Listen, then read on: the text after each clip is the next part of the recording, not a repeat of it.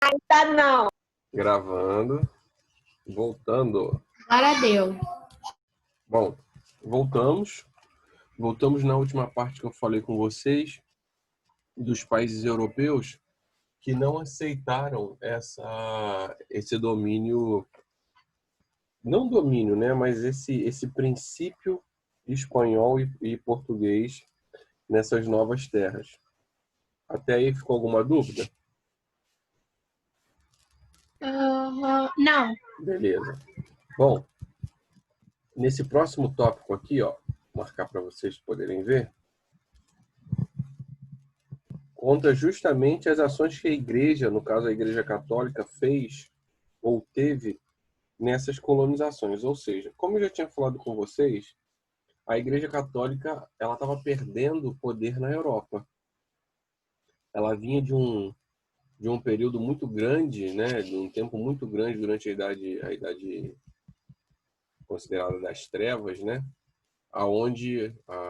na Idade Média, aonde a Igreja Católica dominava junto aos reinos, né, junto aos feudos, tinham aquele domínio político e social.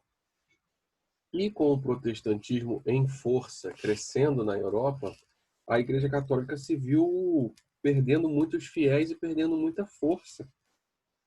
Então, uma forma de conseguir conter esse aumento da força protestante, o que a Igreja Católica fez? Ela também incentivou portugueses e espanhóis, como foram pioneiros, né? E chegaram aqui nas Américas, nas colônias, antes, incentivaram esses dois países a fazerem isso mesmo. Por quê? Tendo um novo território, tendo novos fiéis, que é o que eles achavam, no caso os nativos, catequizando esses fiéis, a Igreja Católica teria um aumento de pessoas praticando o catolicismo. Então, a única ideia da Igreja Católica era essa: praticar o catolicismo aqui para que aumentasse o número de fiéis. Não estava nem pensando, a Igreja Católica não estava nem pensando na riqueza que poderia encontrar aqui. Não estava pensando nisso, estava pensando somente em aumentar o seu número de fiéis. Tudo bem? Beleza. Então, nesse parágrafo, eu expliquei para vocês, então, as ações da Igreja Católica.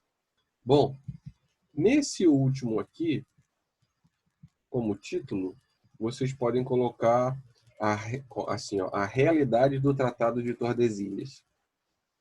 Como eu estava falando com vocês... Colocar o quê? Como título desse parágrafo que eu estou marcando, para que, caso vocês venham estudar, fica mais fácil estudar quando você sabe o título do que se trata, né? Então, o título desse parágrafo poderia ser A Realidade do Tratado de Tordesilhas. Por quê? Ok. Como eu estava falando com vocês, a Igreja Católica tinha um grande objetivo de que os portugueses e os espanhóis chegassem aqui às novas terras para que a catequização começasse logo dos nativos. Só que a igreja percebeu que inicialmente poderia haver um conflito por essas terras entre Portugal e Espanha. Então, para não haver esse conflito, até porque não seria interessante nem para a igreja, né? Esse conflito entre portugueses e espanhóis, o que a igreja fez? Desculpa. A própria Igreja Católica, ela criou o Tratado de Tordesilhas. Ela criou essa linha divisória, como eu já falei com vocês, que inicialmente ela dividia essas novas terras por Cabo Verde, né? A parte de Cabo Verde, eu vou mostrar no mapinha da próxima página, mas de Cabo Verde para oeste seria tudo da Espanha, ou seja, todo o continente americano. E de Cabo Verde para leste, que pegaria o continente africano, no caso a Europa, mas Portugal não tinha como dominar a Europa, né? Seria de Portugal. Só que Portugal não aceitou. E aí impôs a Igreja Católica, junto aos espanhóis, impôs a eles essa empurradinha aí da linha do Tratado de Tordesilhas mais para o oeste. Tudo bem? Sim, professor. Beleza. Esse tratado ele aconteceu em 1494, tá? Só para deixar registrado aí a data. Olha aí, ó. Esse é o Tratado de Tordesilhas que nós conhecemos. Mas, na verdade, lá no 7º ano, vocês devem ter visto com o Marcos que, inicialmente, onde eu estou passando o mouse aqui, ó, é onde tem a ilha de Cabo Verde. Inicialmente, a Igreja Católica demarcou o meridiano de Tordesilhas aqui, ó. Então, tudo que estaria entre a ilha de Cabo Verde, aqui, ó, ilha de Cabo Verde, e esse meridiano do Tratado de Tordesilhas a leste, pertenceria a Portugal. Então, Portugal poderia explorar tudo dentro desse território.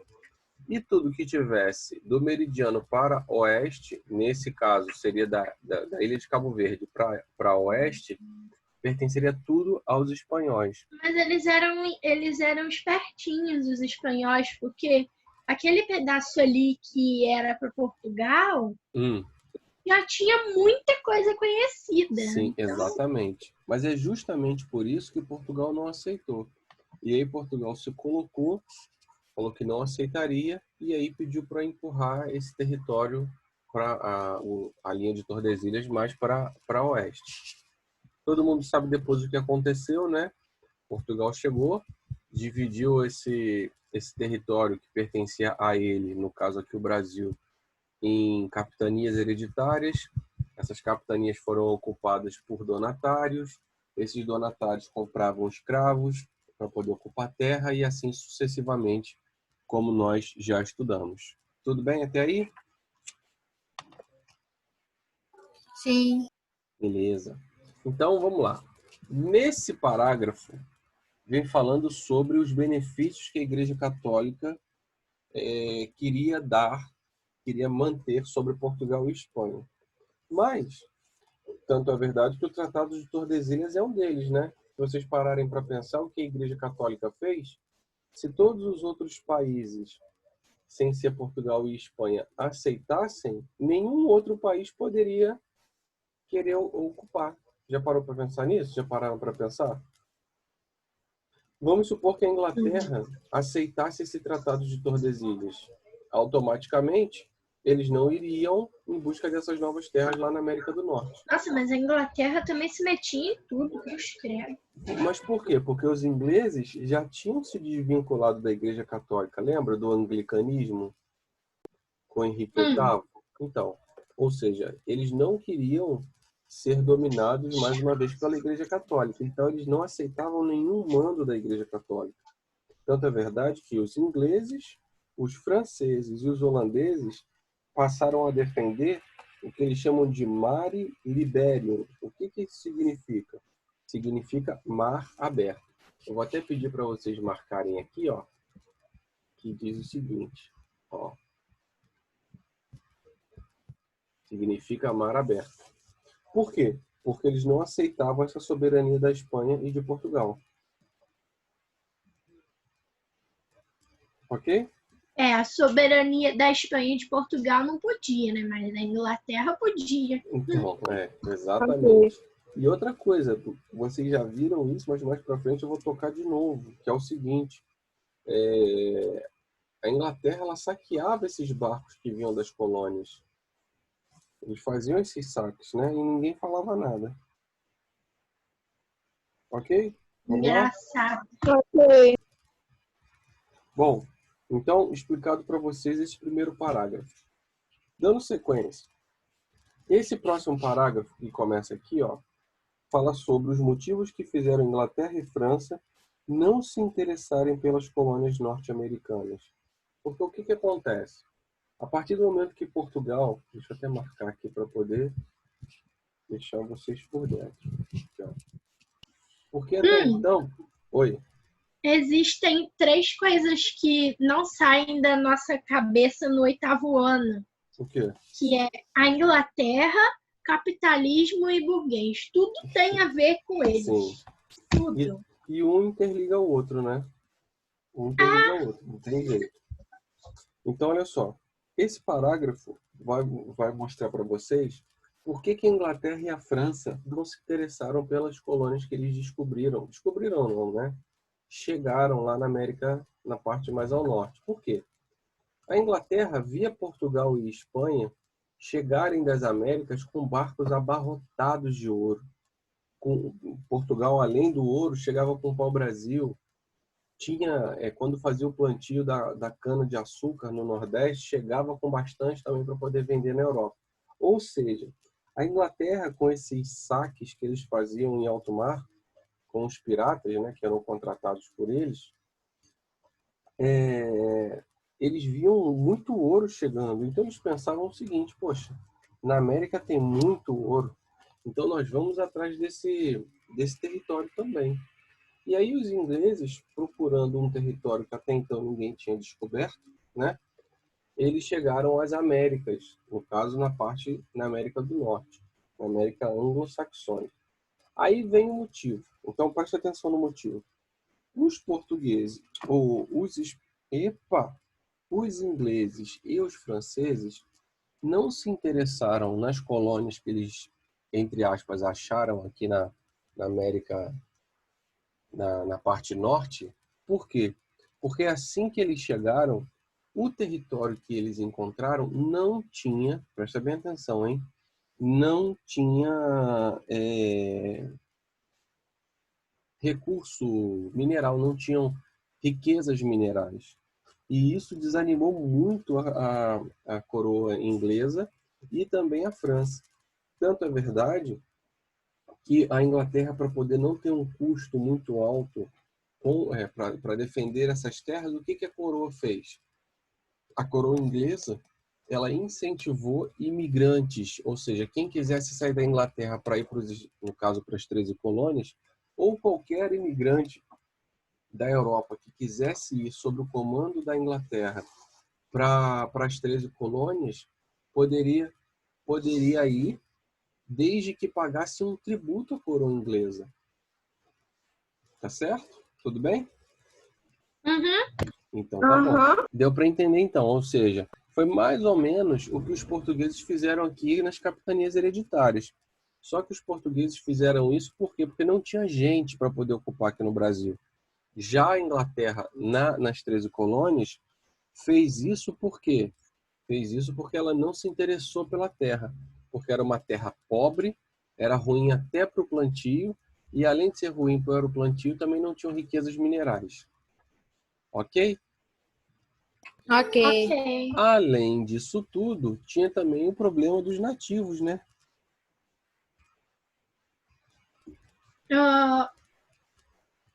Acho que sim, né? Não, com certeza, não, com certeza, o problema dos nativos. Os colonos que assim chegaram logo tiveram problemas seríssimos de disputa contra esses nativos. Tem até algumas tribos muito famosas aí que vocês estudaram no 7º ano, os Sioux, os Moicanos, esqueci o nome de alguns outros, deixa eu lembrar aqui, peraí que eu vou lembrar. Um deles, o líder dos Sioux, por exemplo, se chamava até, ele ficou muito famoso, o Touro Sentado. Vocês chegaram a ver isso com o Marcos ano passado? O quê? Touro Sentado, era o líder dos Sioux. Não, esse não. Então, esse era o líder dos Sioux, que eles lutaram de forma ferrenha mesmo contra essa invasão aí inglesa. Então tinham outros aqui, ó, achei, ó, Comanche, Cheyennes, os Apaches, Iroqueses, Aleutes, Inuits, além dos Sioux e dos Moicanos que eu falei com vocês. Os Cheyennes eu lembro. Eram várias, Desse nome eu lembro. eram várias tribos que, não é que eles viviam em paz, né? Mas cada um vivia dentro do seu território e elas não guerreavam entre si. Mas a partir do momento que os ingleses chegaram, eles começaram a guerrear com os ingleses. Professor, Oi. você esqueceu de uma tribo. Qual? Citei, né? Índios Chacais. Não, eu não citei todos, não. Só citei algumas, tá? Então, só para ficar registrado aí para a prova, pessoal, é importante que vocês lembrem que os ingleses e os franceses não se interessaram por essas colônias porque não eram colônias ricas no que eles queriam, no caso, né? Em minerais. Então, o que eles fizeram? Acabou que as 13 colônias, vou até marcar aqui para vocês, ó. Desculpa. As 13 colônias acabaram tendo uma autonomia política maior. Por quê? Os ingleses deixaram de lado. Podem ter autonomia política aí desde que vocês me obedeçam. Tá? Mais autonomia do que as colônias aqui do sul, que éramos nós, né? Que aí os portugueses ficavam em cima. Tudo bem? Eu acho que isso acontece nos Estados Unidos até hoje, porque pelo que eu, sei lá, por umas coisas que eu já vi, parece que o governo dos Estados Unidos dá autonomia para os estados, entendeu? Não é igual aqui no Brasil. Lá tem estados que têm leis diferentes. Sim, exatamente. Isso que eu ia falar. Existe isso sim. É porque existe a diferença entre federação de confederação. Por exemplo, no Brasil nós somos uma federação. Todos os estados seguem as mesmas leis. Lá eles são confederações. Essas confederações significa que eles são regidos por uma lei maior, que é a lei nacional deles, mas cada estado tem a possibilidade de gerar sua própria lei, desde que não anule uma lei nacional. Então, por exemplo, existem estados lá que a pena de morte ela pode ser aplicada dependendo do delito que a pessoa faça. Como em outros estados isso não pode acontecer. Tá certo? Uhum. Então, para nós acabarmos essa página aqui, ó, marcar para vocês. Bom, nesse parágrafo final, está falando justamente a continuação do porquê que a Inglaterra fez de deixar esses territórios mais de lado e o que a Inglaterra acabou fazendo para o futuro, no caso, né, que fez com que os colonos reclamassem tanto. Você pensa no seguinte, até agora, a Inglaterra chegou, descobriu que não tinha muitas riquezas minerais que fossem interessantes. A partir disso, deu autonomia para quem quisesse ficar lá desde que pagasse os impostos. O que aconteceu nesse parágrafo aqui? A Inglaterra se envolveu em algumas guerras com os franceses, principalmente, como, por exemplo, a Guerra dos 7 Anos. E esses conflitos ingleses acabaram levando a uma necessidade de recolhimento maior de dinheiro. O que pessoas que não são muito inteligentes fazem ou faziam naquele período? A gente precisa de mais dinheiro? Vamos tirar da onde? Vamos tirar dos impostos. Só que esses impostos... Oi? Nada. Só que esses impostos foram cobrados da colônia, não foram cobrados do povo inglês que estava na Inglaterra. Aí, quando esses impostos começaram a ser cobrados com maior ênfase lá na colônia, os colonos pularam. Falaram que não iam pagar e que não tinham dinheiro para isso. Então, a Inglaterra acabou tendo alguns problemas, que foi justamente esse o estopim para o início da revolução que levou ao processo de independência das 13 colônias. Ok? Esses dias eu estava assistindo Espelho Meu. Aí a rainha, ela queria dar uma festa. Só que ela não tinha dinheiro. Aí o que ela fez? Foi lá na população, que era pobre pra caramba, e catou mais dinheiro deles. Mas era fazer uma festa. Mas é o que os reis faziam antigamente.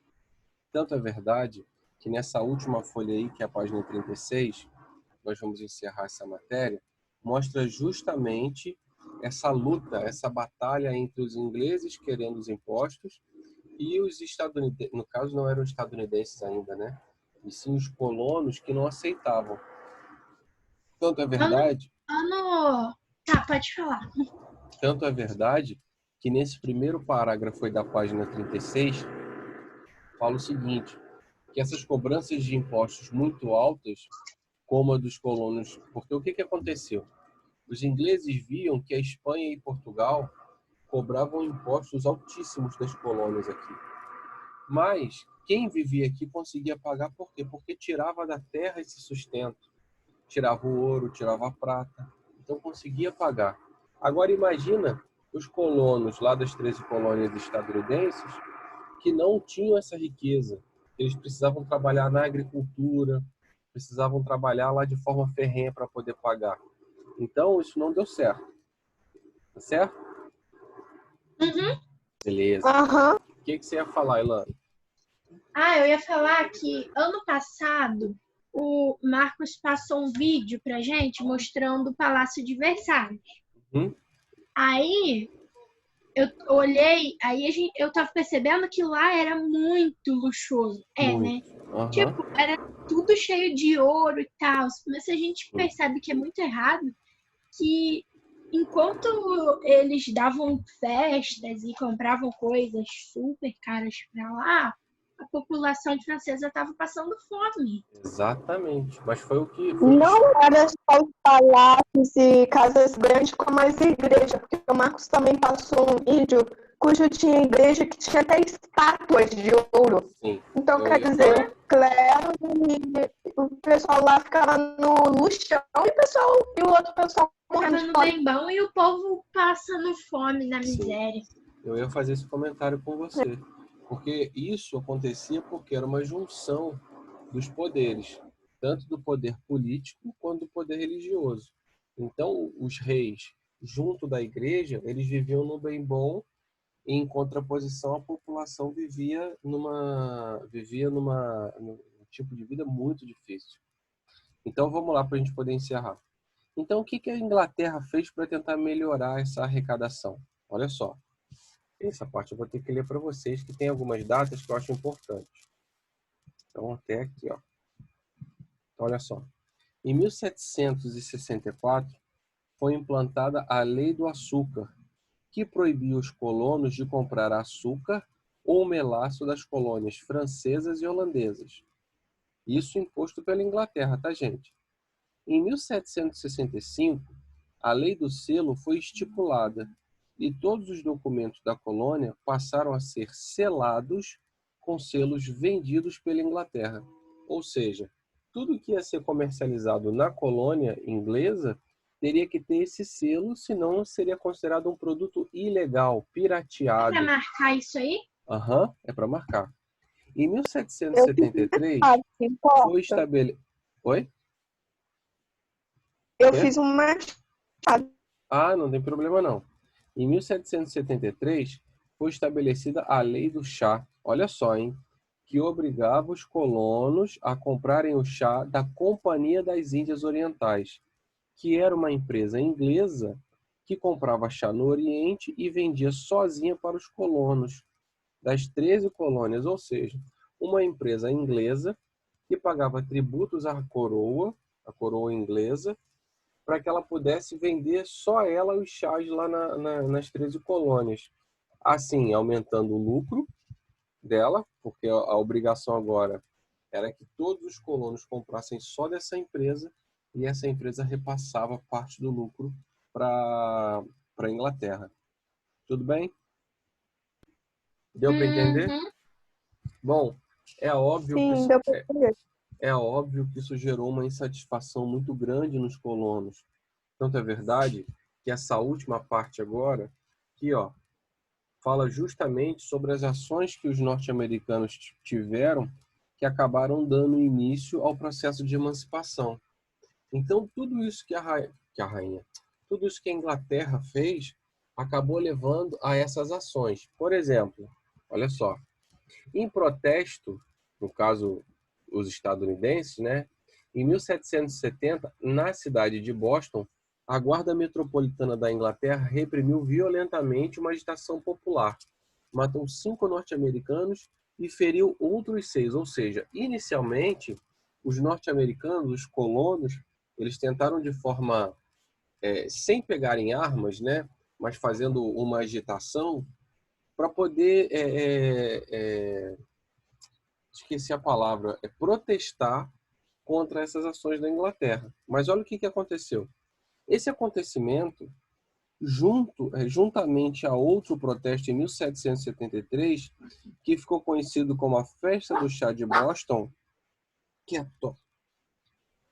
Desculpa, gente, foi meu cachorro. Quando os colonos... Olha só o que os norte-americanos fizeram.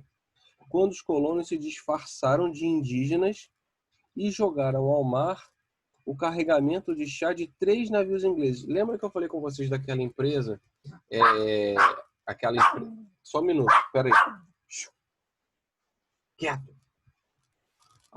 Aquela empresa que era a única que vendia chá nas 13 colônias e que todo mundo era obrigado a comprar. Então, um grupo de norte-americanos acabou fazendo, se vestindo de nativo, né? Porque aí, para os ingleses, não correria risco, né? Esses nativos.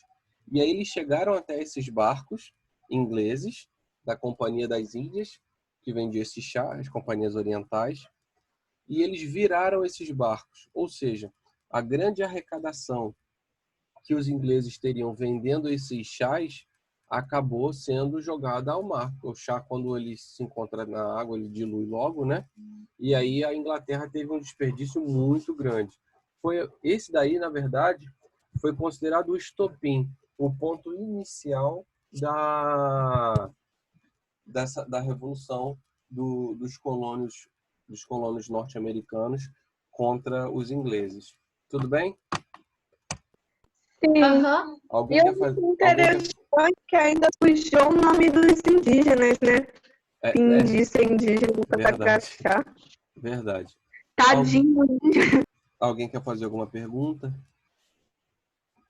Não. Então, para encerrar, esse último parágrafo aí da página 37, lá em cima, só vem falando sobre algumas ideias iluministas que acabaram impulsionando essa guerra das colônias contra a Inglaterra. Só isso. Tá bom? Tá. A única coisa que eu quero que vocês marquem, que eu estava esquecendo de mostrar para vocês, é que essas datas foram muito importantes. Olha só. Sobre o Congresso da Filadélfia, onde eles se reuniram pela primeira vez, no caso eles, os colonos, para poderem discutir sobre os impostos. E aí, em 1776, o segundo Congresso, em que eles propuseram um confronto direto contra a Inglaterra, para eles poderem se tornar independentes. Tá certo? Sim. E, por último, mas não menos importante, aqui está falando das várias batalhas que se estenderam entre 1775 e 1783, aonde os colonos da parte norte tiveram apoio da França e da Espanha contra a Inglaterra, o que acabou levando a essa emancipação, a independência, em 1783. Por que a parte norte? Porque a parte sul, pessoal, na verdade, o que eles estavam querendo?